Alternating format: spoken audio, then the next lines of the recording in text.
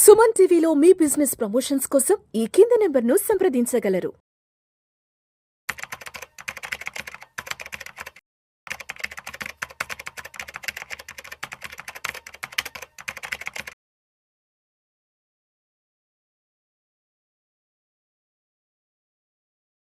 Welcome to Vishnu talks. నేను మీ విష్ణు. ప్రస్తుతం నాతో పాటు certified financial planner Tumma Balaraj గారు ఉన్నారు. వారితో మాట్లాడదాం. సార్, తుమ్మా బాలరాజ్ గారు నమస్తే సార్. నమస్తే అండి. Welcome to Vishnu talks. Thank you so much.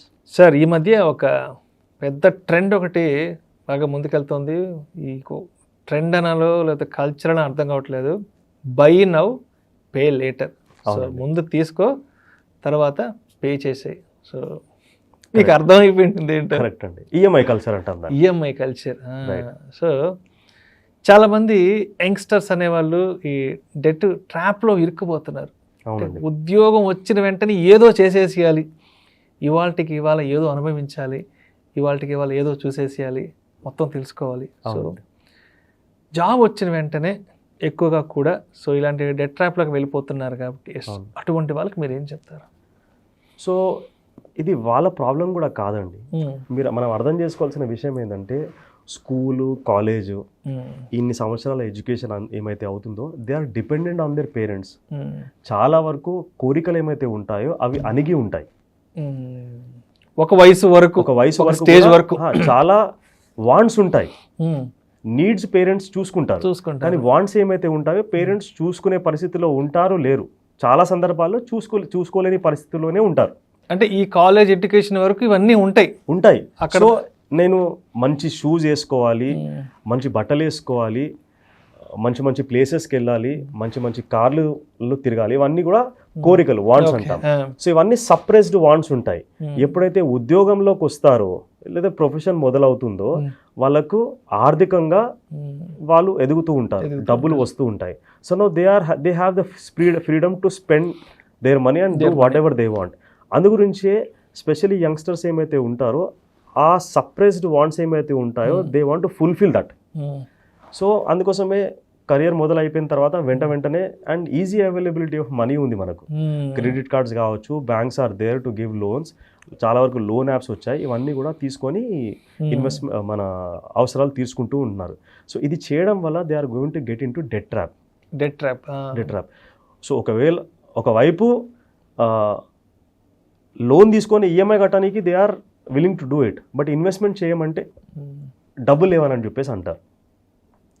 So డబ్బులు ఉన్నాయా లేదా మనం చూద్దాం. కొన్ని ఇనీషియల్ కెరియర్ డెసిషన్స్ ఏమైతే ఉంటాయో, స్పెండింగ్ హ్యాబిట్స్ ఏమైతే ఉంటాయో that will define how well they are going to be financially. ఉదాహరణకి ఉద్యోగం వచ్చింది, ప్రొఫెషన్ మొదలు పెట్టారు, 25 సంవత్సరాలు ఉంది, ఒక 50,000 60,000 సంపాదిస్తున్నారు, రైట్? వెంటనే ఇంటికి ఒకటి వస్తుందండి. ఏంటది? ఇంటికి వచ్చేది కార్ వస్తుంది కదా. కార్ కాదండి, కార్. అదేంటది? కార్. ఈరోజు కారు లగ్జరీయా, నెసెసిటీయా? కొంతమందికి అయితే నెసెసిటీ, కొంతమందికి అయితే లగ్జరీ, షో ఆఫ్. చాలా వరకు today car is a necessity, it is no more a luxury. So మనం ఒక పాయింట్ ఏ నుంచి పాయింట్ బికి వెళ్ళాలంటే ఖచ్చితంగా కార్ అనేది మనకు ఉండాలి. సరే, కారు ముఖ్యమా, కొత్త కారు ముఖ్యమా? కొంతమంది కొత్త కారు అంటారు, కొంతమంది ఏ కార్ అయితే ఉందని అంటారు. నన్ను అడిగితే చాలా మంది కొత్త కార్ అనే అంటారు. కొత్త కార్ అని అంటారు. యూజ్డ్ కార్ వాడడానికి చాలా మంది ఇష్టం చూపించరు. ఎందుకంటే యూజ్డ్ కార్ వాడితే మన పరువు ఏమవుతుంది, మన ప్రతిష్ట ఏమవుతుంది, మన స్టేటస్ ఏమవుతుంది, మన కలీగ్స్ ఏమనుకుంటారు, మన ఫ్రెండ్స్ ఏమనుకుంటారు, అత్తగారు ఏమనుకుంటారు, రిలేటివ్స్ ఏమనుకుంటారు, ఇవన్నీ కూడా చాలా రకాల ఇబ్బందులు వెంటాడుతూ ఉంటాయి. అయితే ఈ పరువు ప్రతిష్ట ఏమైతే ఉందో దాని ఖర్చు ఏందో, దాని కాస్ట్ ఏందో నేను చెప్తాను మీకు. పరువు ప్రతిష్టకి కాస్ట్ ఖచ్చితంగా ఉంటుంది, వాల్యుయేషన్, దానికి వాల్యుయేషన్ ఉంటుంది ఖచ్చితంగా. ఉదాహరణకి మనం ఈరోజు ఒక హ్యాచ్ బ్యాగ్ తీసుకున్నాం అనుకోండి, ఎంతలో రావచ్చు కొత్తది? ఒక 15 నుంచి ఒక high end cars, high end car entry level సరే ఒక 7-8 lakhs లో 7-8 lakhs 10-12 లక్షలు ఓకే 7-8 lakhs 10-12 lakhs కూడా రావచ్చు. 7-8 lakhs లో రీజనబుల్ వచ్చేస్తుంది అనమాట. అదే మనము యూజ్డ్ కార్ తీసుకున్నాం అనుకోండి, యూజ్డ్ అంటే వినడానికి బాగాలేదు, ప్రీ ఓన్డ్ అని వాడదాం. Pre owned car. కొత్త కార్ తీసుకుంటే మనకు దాదాపు ఒక 8 లక్షలు అవుతుంది. అదే ప్రీ ఓన్డ్ కార్ తీసుకున్నాం అనుకోండి, 3-4 సంవత్సరాలు తీసుకుంటే ఒక 4-5 లక్షల్లో వస్తుంది, వచ్చేస్తుంది. 5 లక్షల్లో వచ్చింది అనుకోండి, మనకి ఎంత సేవింగ్ అవుతుంది? 3 లక్షల రూపాయలు సేవింగ్, 3-4 lakhs సేవ్ అవుతుంది. సగటే వస్తుంది కదా సెకండ్ అయితే. కరెక్ట్. సో అయితే 3 లక్షల రూపాయలు ఏమైతే సేవింగ్ అవుతుందో, ఈ 3 లక్షలు కాస్త మనము 25 సంవత్సరాలకి 15% రాబడి వచ్చేటట్టు పెట్టుబడి పెడితే ఈ 3 లక్షలు 25 సంవత్సరాల తర్వాత ఎంతవరకు అక్యూములేట్ అవుతాయని ఏమైనా అవగాహన ఉందా మీకు? ఎంతవరకు అవుతుండొచ్చు చెప్పండి. నాకైతే ఎగ్జాక్ట్ ఐడియా లేదు అసలు. ఈ 3 లక్షలు మనం ఇప్పుడు పెట్టుబడి పెడితే అది 15% రాబడి ఇస్తే కనుక అక్షరాల 98,75,000 రూపాయలు అక్యూములేట్ అవుతాయండి. ₹1,00,00,000. దాదాపు ₹1,00,00,000. 1 car can give you 1 crore. అంటే 3 లక్షల్ని ఆదా చేసుకోగలిగితే ₹1,00,00,000 ఒక ప్రాపర్టీయో లేదా ₹1,00,00,000 ఒక సంపదని అక్యుములేట్ చేసుకోగలం. ఈ ₹1,00,00,000 సంపద క్రియేట్ అవ్వడమే కాదు, it has the potential to give almost 83,000 rupees monthly pension life long free. 25 సంవత్సరాలు 15% రాబడి వచ్చేటట్టు మనం పెట్టుబడి పెట్టుకుంటే 3 లక్షల రూపాయలు, దాదాపు 98,75,000 రూపాయలు జమ అయ్యేది కదా. అది గనక 25 years తర్వాత మనం రిస్క్ అంతా తీసుకోకుండా తక్కువ రిస్క్తోని ఆ అక్యూములేట్ అయిన అమౌంట్ని 10% రిటర్న్ వచ్చేటట్టు కనుక మనం ఇన్వెస్ట్మెంట్ చేసుకుంటే దాదాపు సంవత్సరానికి 9,87,500 రూపాయలు మనకు యాన్యువల్ ఇన్కమ్ వస్తుంది. అంటే దాదాపు మంత్లీ 83,000 రూపాయలు monthly pension life long free. ఒక చిన్న కాంప్రమైజ్ కాగలిగితే కదా, చిన్న కాంప్రమైజ్ అంతే కదా. అంతే అంతే, అంటే కాంప్రమైజ్ కాదు, ఆ స్టేటస్ సింబల్ అనే ఒక చిన్న ఏమంటారు అదేదో ఉంటది కదా, ఉంటుంది. దాన్ని అలా పక్కన పెడితే ₹1,00,00,000 మనీయే. నేను ఇక్కడ ఏం చెప్తున్నానంటే, ఆర్థికంగా మంచిగా ఉన్నాము, మన దగ్గర డబ్బులు ఉంది, స్తోమత ఉన్నాయి, మన ఇన్వెస్ట్మెంట్ చేసుకున్నాము, గోల్స్ కన్నిటికీ ప్రాపర్గా ఇన్వెస్ట్మెంట్ చేస్తున్నాము, ఇబ్బంది ఏమీ లేదు. మన దగ్గర డబ్బులు లేవు, గోల్స్కి ఇన్వెస్ట్మెంట్ చేయట్లేదు, కార్కి ఇంత డబ్బులు పెట్టడం వల్ల ఇబ్బంది అవుతుంది అనమాట. రైట్. ఈ అమౌంట్తో పాటు మనకి ఇంకా కొన్ని లాభాలు ఉంటాయి. అవి ఎలా ఉంటాయంటే, సరే మనం కార్ తీసుకున్న తర్వాత ఏం చేస్తాము, గుడికి తీసుకెళ్తాము, పూజ చేయిస్తాము. సో పూజారి, అయ్యగారు, పంతులు వాళ్ళు ఏం చేస్తారు, పూజ చేసి కార్ కింద నిమ్మకాయలు పెడతారు, పూలమాల వేసేసి కార్ స్టార్ట్ చేయమని చెప్తారు. మనం ఇట్లా కార్ స్టార్ట్ చేస్తాము, అలా బైక్ నుంచి ఒక అతను ముంగడికి వచ్చేసేసి టచ్ చేసుకుంటే వెళ్ళిపోయారు.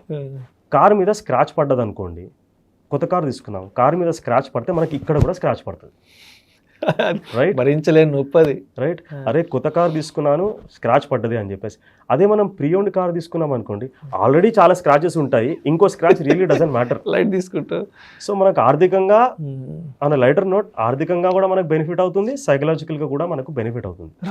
What I'm saying is, initial days of career మనం ఫైనాన్షియల్ ఎక్స్పెన్సెస్ ఏమైతే ఉంటాయో వాటిని జాగ్రత్తగా చూసుకుంటే కనుక life will be much much better going forward. ఇదే కాకుండా ఇంకా కొన్ని ఎక్స్పెన్సెస్ ఎలా ఉంటాయి.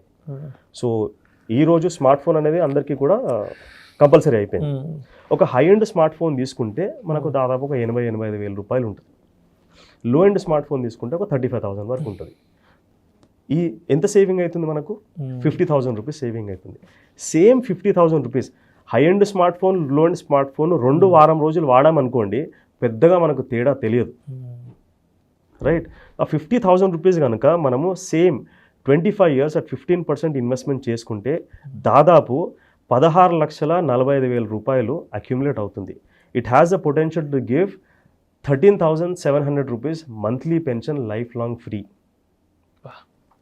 చిన్న డెసిషన్, అది వద్దులే ఇది తీసుకుందాం అనుకుంటే చాలు, అది ఏముందిలే ఇది తీసుకుందాం అనుకుంటే మనం ఫైనాన్షియల్గా బాగా ఉన్నాం, ఏది కావాలంటే అది తీసుకోవచ్చు, సంపద సృష్టి జరుగుతుంది. అంతే కదా. ఇంకా ముఖ్యంగా ఏంటంటే మనం రెగ్యులర్ వర్క్ చేసుకుంటూ ఉంటాము, మెయిల్స్ చెక్ చేసుకుంటూ ఉంటాము, ఆ మెయిల్లో ఒక మెయిల్ వస్తుంది అనమాట, ఈమెయిల్ వస్తుంది. ఏంటంటే మీరు లైఫ్లో చాలా కష్టపడుతున్నారండి, అస్సలు బ్రేక్ తీసుకోవట్లేదు, మీరు బ్రేక్ తీసుకోండి, మీరు ఇంటర్నేషనల్ వెకేషన్కి వెళ్ళండి, ₹1 కూడా మీ జోబులోంచి పెట్టాల్సిన అవసరం లేదు, మేము మీకు సులభ వాయిదా పద్ధతిలో మిమ్మల్ని పంపిస్తాము అని చెప్పేసి అక్కడ రాసి ఉంటుంది. అప్పటి వరకు నిజంగా మనము బ్రేక్ అవసరమో లేదో ఆ మెయిల్ చదివిన తర్వాత మనకు అనిపిస్తుంది అనమాట, నేను చాలా కష్టపడుతున్నాను, నాకు నిజంగా బ్రేక్ కావాలి, నా ఫ్యామిలీకి బ్రేక్ కావాలి, అది కూడా ఇంటర్నేషనల్ బ్రేక్ కావాలని అనిపిస్తుంది. కాల్ చేస్తాము, మనకు ఆ ఫార్మాలిటీస్ చూసుకుంటాము, ఇంటర్నేషనల్ వెకేషన్కి వెళ్ళేసి వస్తాం. ఒక 4 లక్షల రూపాయలు ఖర్చు అవుతుంది, రైట్? కానీ అక్కడికి వెళ్ళి వచ్చిన తర్వాత ప్రతి నెల గుర్తుకొస్తుంది మనం వెకేషన్కి వెళ్ళామని చెప్పేసి. ఎందుకు? ఈఎంఐ కట్టాలి కాబట్టి, రైట్?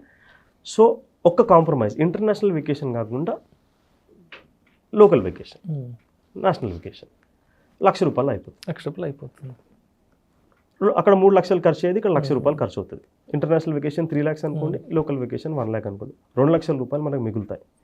2 lakhs కనుక మనం ఇన్వెస్ట్మెంట్ చేసుకుంటే that has a potential to create 66 lakhs in 25 years at 15%.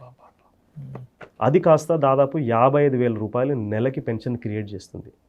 These are very small decisions which we take in the initial days of career that has a potential to create great amount of wealth going forward. So ఈ చిన్న విషయాలు మనం దృష్టిలో పెట్టుకోవాలి. So EMI కల్చర్లోకి వెళ్ళకుండా ఏదైతే అవసరమో appreciating అసెట్స్కి మనం లోన్ తీసుకోవచ్చు, ప్రాబ్లం లేదు. డిప్రిషియేటింగ్ అసెట్స్కి లోన్ తీసుకోకూడదు. సో సాధ్యమైనంత వరకు మనం ఇది అవాయిడ్ చేయగలిగితే life will be very easy and happy. Thank you sir, thank you so much. లైఫ్లో ఎక్కడెక్కడ నెగ్గాలో కాదు, ఎక్కడెక్కడ తగ్గాలో తెలుసుకుంటే దానివల్ల నెక్స్ట్ జనరేషన్స్కి ఒక మంచి సంపదను క్రియేట్ చేసి ఇవ్వచ్చు అనే దానికి చాలా మంచి విషయాలు చెప్పారు సార్. ఒక్క ఫైనల్ పాయింట్ అండి, ఇక్కడ కార్ విషయంలో చాలా మంది నాకు రిపేర్స్ వస్తాయి, సెకండ్ హ్యాండ్ కార్ కొంటే ఇబ్బంది అవుతుంది అని చెప్పేసి, ఫ్రీక్వెంట్ రిపేర్స్ వస్తాయి అని అంటే, కాకపోతే తీసుకునేటప్పుడు జాగ్రత్తగా తీసుకోవాలి. నేను పర్సనల్ గా అడ్వైస్ ఫాలో అయ్యాను. మంచి కండిషన్ లో ఉన్న చూసి ఒక మంచి మెకానిక్ ని తీసుకెళ్లి అతన్ని తీసుకోవాలి సూపర్విజన్ లో. ఉదాహరణకి నేను షెవ్రలే ఆప్ట్రా మ్యాగ్నమ్ 2013లో కొన్నాను. అది 2008 మోడల్, నేను 2013లో కొన్నాను. దాదాపు 5.5 సంవత్సరాల వెహికల్ అది. 10,50,000 ఆన్ రోడ్ ప్రైస్, నాకు 2,80,000 దొరికింది. Huge discount. నేను 10 లక్షలు 15 లక్షల కార్ కొనే స్తోమత ఉండే, కానీ ఎందుకు ఇనీషియల్ గా 7 లక్షలు మిగిలిపోయింది కదా. That went into investment. That's really great idea. So అది దాదాపు 10 సంవత్సరాలు నేను నడిపాను. Super. So that's how it is అండి. Thank you sir, thank you so much. So లైఫ్లో చిన్న కాంప్రమైజెస్కి ఏ సందర్భాలలో నెగ్గడం కంటే కూడా తగ్గడం కానీ తెలుసుకుంటే దానివల్ల కూడా వెల్త్ క్రియేట్ చేసుకోవచ్చు అనే విషయాల గురించి చాలా ఇంట్రెస్టింగ్ ఫ్యాక్ట్స్ మంచి ఎగ్జాంపుల్తో మన ఆడియన్స్కి తెలియజేశారు. Thank you sir, thank you so much. Thank you so much అండి. Delaying gratification is the key. Delaying gratification is the key. మనం దృష్టిలో ఉంచుకోవాలి. Yes, thank you sir.